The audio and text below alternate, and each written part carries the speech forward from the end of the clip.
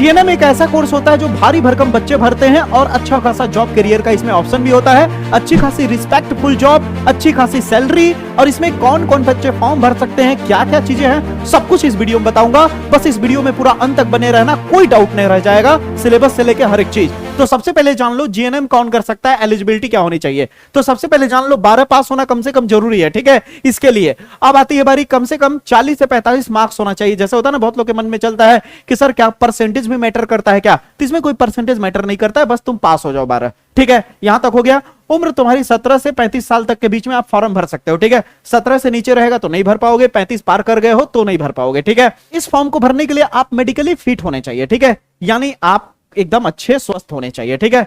अगर आपने बायोलॉजी पढ़ी है तो आपको ज्यादा फायदा मिलेगा। अब क्या ऐसे फायदे हैं आगे बताता हूं मैं, ध्यान से समझना, ठीक है। बहुत प्यारा प्यारा नॉलेज लेकर के आया हूं।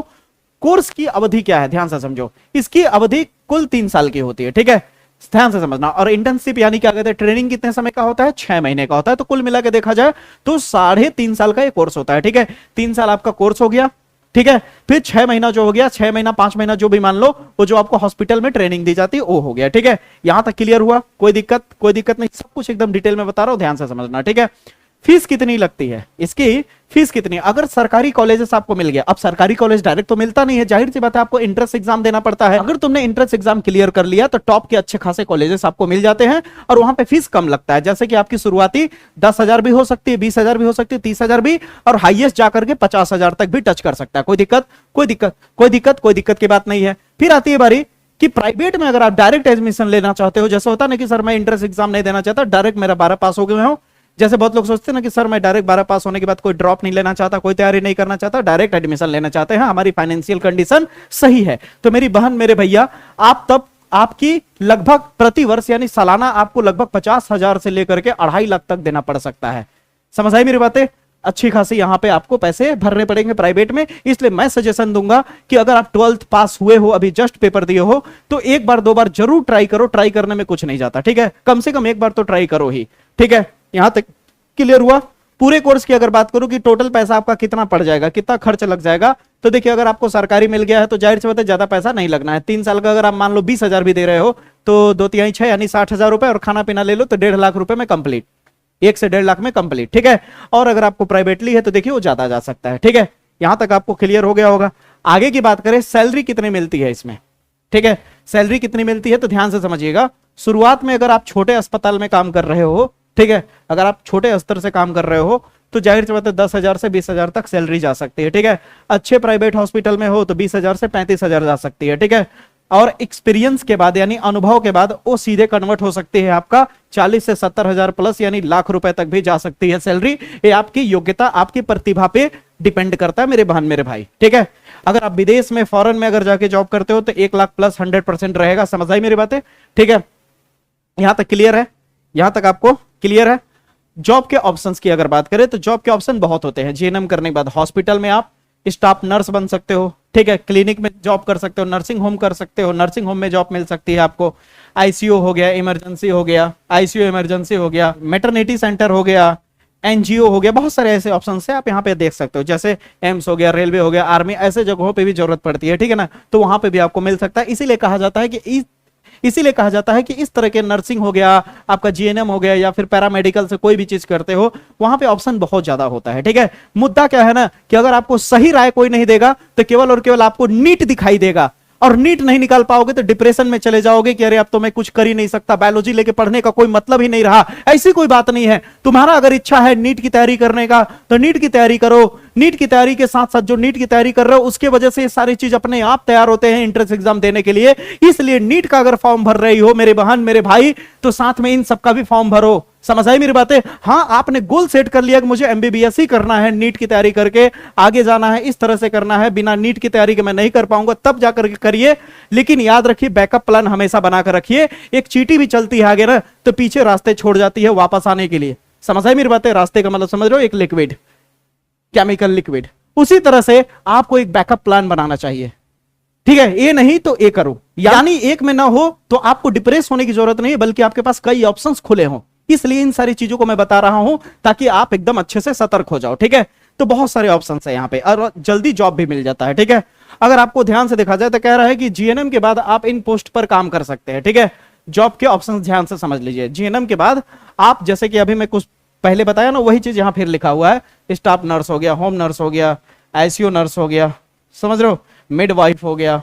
ठीक है, मिडवाइफ का मतलब डिलीवरी स्पेशलिस्ट जिसे कहते हैं। ठीक है, उस टाइप का हो गया, बहुत सारी चीजें मिलती है इसमें, इसके अंतर्गत। ठीक है, आगे अगर बढ़ूं तो सिलेबस क्या हो सकता है, तो फर्स्ट ईयर में आपको मेरे बहन मेरे भैया ये सिलेबस पढ़ना पड़ेगा। फर्स्ट ईयर में आपको इन सारी चीजों के बारे में जानना पड़ेगा, और सेकेंड ईयर में इन सारी चीजों के बारे में जानना पड़ेगा। समझ आए मेरी बातें? सेकेंड ईयर में इन सारी चीजों के बारे में जानना पड़ेगा। ठीक है, स्क्रीनशॉट लेते चले जाइएगा, सबसे बड़ी बात कि स्क्रीनशॉट लेते जाइएगा। ठीक है, थर्ड ईयर में आपको इन सारी चीजों की जानकारी लेनी पड़ेगी। थर्ड ईयर में आपको इन सारी चीजों की जानकारी लेनी पड़ेगी। बाकी उसके बाद बता दिया, इंटर्नशिप यानी हॉस्पिटल में जाकर के आपको जो 6 महीना ट्रेनिंग लेना पड़ता है वो ए है। समझ रहे हो, एज ए नर्स के तौर पे ही आप कर सकते हो। यहां तक समझ आ गया? जीएनएम कोर्स में थ्योरी के साथ साथ याद रखिएगा प्रैक्टिकल नॉलेज भी सिखाई जाती है। ये सब बेसिक चीजें याद रखिएगा, पूरा एकदम डिटेल में आप इसे स्क्रीनशॉट लेते जाइए, एकदम अच्छा खासा नॉलेज है। ठीक है, यहां तक क्लियर हुआ? अगर आगे की ओर बढ़े, जैसे होता ना, जब इतनी सारी बातें आप जान जाते हो तो एक सवाल मन में जरूर चलता होगा कि सर एक्चुअली में एडमिशन लेने का प्रोसेस क्या है। तो एडमिशन लेने का प्रोसेस क्या है, ध्यान से समझ लो। एडमिशन कैसे ले? ठीक है, जीएनएम के कोर्स के लिए एडमिशन लेने का सबसे आसान प्रोसेस बता रहा हूं। सबसे पहले आपको 12 पास होना पड़ेगा। 12 पास होने के बाद कॉलेज में जाकर के फॉर्म भरो। ठीक है, फॉर्म अप्लाई करो, अच्छे कॉलेजेस की जानकारी लो। समझ रहे हो, कई सारे कॉलेज देखो, कई सारे कॉलेजेस क्या होते हैं, डायरेक्ट एडमिशन ले लेते हैं, और कई सारे कॉलेजेस क्या होते हैं, एंट्रेंस एग्जाम देते हैं। कई सारे कॉलेजेस एंट्रेंस एग्जाम के जरिए एडमिशन लेते हैं। तो जो टॉप के कॉलेजेस है उनको भी आप अपने अंदर पूरी तरह से सेलेक्ट करके रखो कि हाँ इसकी तैयारी करके मुझे वहां पे जाना है, इसीलिए इसके ऊपर आप जाके रिसर्च कर सकते हो। ठीक है, अब यहां पे ध्यान से देखो, कुछ कॉलेज जैसे मैंने बताया ना, कुछ कॉलेज एंट्रेंस एग्जाम लेने के बाद आपको एडमिशन लेते हैं। जैसे आप सीयूटी के बारे में सुने हो ना, सीयूटी का फॉर्म भर के भी बहुत लोग जाते हैं। सीईटी हो गया, या फिर अपना खुद का वो एग्जाम लेते हैं बहुत सारे कॉलेजेस। ठीक है, अब आती है बारी कि कुछ कॉलेजेस मेरिट या डायरेक्ट एडमिशन ले लेते हैं, इसमें कोई दिक्कत की बात नहीं है। कुछ कॉलेजेस जो होते हैं, जो आप 12th क्लास में परसेंटेज पाए हो उसके आधार पे, मेरिट के आधार पे, लेकिन मेरिट वाला सिस्टम अब धीरे धीरे कम हो गया है। ठीक है, तो कोई दिक्कत की बात नहीं है। फिर आगे अगर बढ़े, ठीक है, कुछ फिर उसके बाद डॉक्यूमेंट लगेंगे, जरूरी दस्तावेज जो होते हैं उसको आप दोगे, फिर उसके बाद फीस जमा करोगे, जो भी उसका फीस लगेगा, एडमिशन फीस, फिर उसके बाद आपका एडमिशन हो जाएगा। बताओ, यहां तक क्लियर हुआ? ठीक है, अब यहां पे मेरी बात ध्यान से समझ लो। जैसे यहां पे खास बात लिखा है कि सही समय पर आवेदन करें, अच्छे कॉलेज में सीट पक्की करें। ठीक है, ये नहीं कि कुछ भी मेरा दोस्त जा रहा है वहां पे या मेरी सहेली जा रही है वहां पे, हाँ ये पास में है यहीं पे कर लेते, नहीं, थोड़ा बहुत कष्ट भी करना पड़ता है। अच्छे कॉलेजेस में जाओगे तो करियर सेटल हो जाता है, इसलिए अच्छे कॉलेजेस के चक्कर में रहना। ठीक है, जीएनएम के फायदे क्या होते हैं, जैसा मैंने बताया ना अभी शुरू में वीडियो के ही, कि जॉब जल्दी मिलने का ऑप्शन होता है। जीएनएम में क्या होता है, जॉब जल्दी मिलती है। जॉब क्या होती है भैया, जल्दी मिल जाती है। कम खर्च में मेडिकल फील्ड में आप एंट्री ले सकते हो, कम फीस में। समझ रहे हो, बहुत ज्यादा फीस नहीं। अगर आप 1.5 लाख 2 लाख में अगर आपके पूरे कोर्स कंप्लीट हो जाते हैं तो बहुत बड़ी बात है। ठीक है, समझ आई मेरी बातें? विदेश जाने का मौका मिल जाता है, समाज में सम्मान, जैसे बोला ना मैंने शुरू में ही कि रिस्पेक्टफुल जॉब होता है, रिस्पेक्टफुल जॉब होता है बच्चा। यहां तक क्लियर हुआ? ध्यान रखने वाली महत्वपूर्ण बातें क्या क्या हो सकती हैं। ठीक है, ध्यान से समझिए। जहां भी आप एडमिशन ले, याद रखिएगा को कॉलेज मान्यता प्राप्त होना चाहिए। ठीक है, अब कहां से मान्यता प्राप्त होना चाहिए?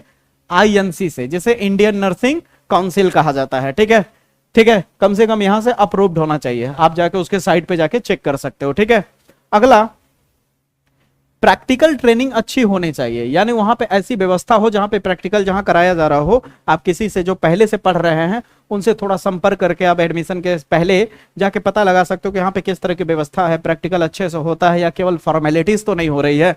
इस तरह की चीजें आप जुड़ी हुई कॉलेज से जुड़ी हुई बातें पूछ सकते हो। ठीक है, यहाँ तक क्लियर हुआ? हॉस्पिटल से जुड़ा कॉलेज, ठीक है, जैसे अगर आप बीएचयू में जाकर के अगर आपका एडमिशन हो जाता है तो आपको पता है ना, बीएचयू हॉस्पिटल भी है, बीएचयू में कॉलेज भी है। समझ रहे हो ना? तो उस तरह से अगर जुड़ा हुआ कॉलेजेस होता तो और अच्छा है, बहुत बेनिफिट होता है। ठीक है, आगे क्या कर सकते हैं, ध्यान से समझिए। उसके बाद अगर आप कुछ और कोर्स करना चाहे तो क्या कर सकते हैं, बीएससी नर्सिंग है, पोस्ट बेसिक नर्सिंग है, समझ रहे हो। कुछ स्पेशलिस्ट कोर्स भी होते हैं, ठीक है, इस तरह की चीजें होती हैं। जैसा बीएससी नर्सिंग, अगर आप इसको पूरा डिटेल में जानना चाहते हो तो यहाँ थंबनेल दिख रहा होगा, आप जाकर के वीडियो वाले सेक्शन में जाके या फिर सर्च करोगे बीएससी नर्सिंग बाय विजय सर, तो आपको मिल जाएगा मेरा वीडियो, और एकदम डिटेल में आपको वहां पे बीएससी नर्सिंग के बारे में पता चल जाएगा कि बीएससी नर्सिंग किस तरह से किया जाता है। तो उम्मीद करता हूं इतनी बातें आपको अच्छे से समझ में आ गई होगी कि 12th के बाद आपको एक और रास्ता मैंने दिखा दिया। देखिए, मैंने अभी तक आपको पैरामेडिकल के बारे में बता चुका है, उसमें से अगर आप कुछ करना चाहे, आपका मन अगर लगे तो कर सकते हैं। जैसे पैरामेडिकल में, जैसे आप देखते होंगे हॉस्पिटल में जाते होंगे तो अचानक जब डॉक्टर लिखता है कि जाइए सीटी स्कैन करा के आइए, एक्सरे करा के आइए, एमआरआई करा के आइए, तो क्या होता है, उसके पैरामेडिकल के अंतर्गत ही होता है। समझ रहे हो, वहां भी अच्छे खासे जॉब के ऑप्शंस होते हैं, ठीक है, कम समय में अच्छी तैयारी कर सकते हो, कम समय में कंप्लीट भी हो जाता है, ठीक है। बीएससी नर्सिंग के बारे में एकदम प्रॉपरली बताया है, बी फार्मा और डी फार्मा कैसे किया जाता है, क्या होता है, कौन कर सकता है, कितने साल का कोर्स होता है, क्या क्या बेनिफिट्स है, सब कुछ बताया है। समझ रहे हो। और आज के इस वीडियो में मैंने क्या बता दिया, जीएनएम क्या होता है, जीएनएम कौन कर सकता है, सब कुछ मैंने डिटेल में बता दिया है, ठीक है। तो उम्मीद करता हूं ये वीडियो आपको बहुत ज्यादा हेल्पफुल होगा। आपको और किस टॉपिक पे वीडियो चाहिए जरूर आप कमेंट बॉक्स में कमेंट जरूर करिएगा, ठीक है, और वीडियो को शेयर जरूर कर दीजिएगा। जय हिंद, जय भारत।